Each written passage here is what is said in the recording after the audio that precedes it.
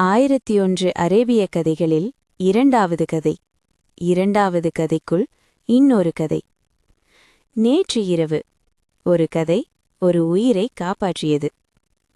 இன்று இரவு அதே அரண்மனை, அதே நிலா, ஆனால் இன்னும் ஆழமான அமைதி. இது 1001 அரேபிய கதைகளின் இரண்டாவது இரவு.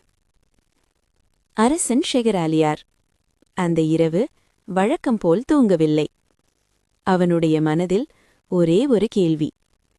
நேற்று நிறுத்திய கதையின் முடிவு என்ன? விளக்குகள் மெதுவாக எரிந்தன. அரண்மனை முழுக்க மௌனம். அந்த அமைதிக்குள் ஷெகராசாதே மெதுவாக உள்ளே வந்தாள். அவளின் முகத்தில் பயமில்லை, அமைதி மட்டும்.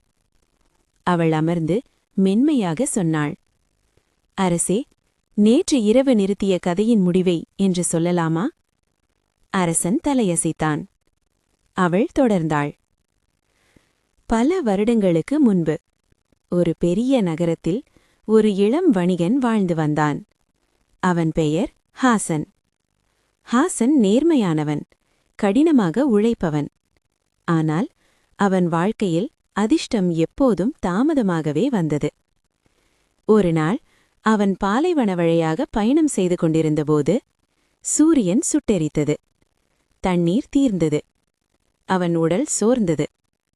அந்த நேரத்தில் தூரத்தில் ஒரு பழைய கிணறு.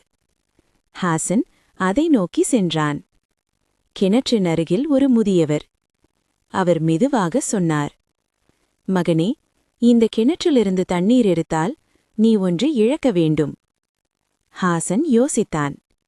ஆனால் தாகம் அதிகம். அவன் ஒப்புக்கொண்டான்.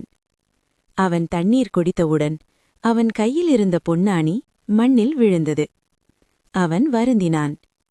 ஆனால் அந்த முதியவர் சொன்னார், சில இழப்புகள் பெரிய வாழ்வுக்கு வழி. நாட்கள் கடந்தன. ஹாசன் மீண்டும் உழைத்தான். இந்த முறை பொறுமையோடு. அவன் நேர்மையும் பொறுமையும் அவனை உயர்த்தின. அவன் இழந்த ஒரு பொன் அவனுக்கு முழு வாழ்க்கையையும் கற்றுக் கொடுத்தது. ஷெகராசாதே கதையை முடித்தாள். அரசன் மௌனமாக இருந்தான். அவனுடைய மனதில் ஒரு புதிய சிந்தனை. இழப்பே சில நேரம் பாடமாக மாறுமா?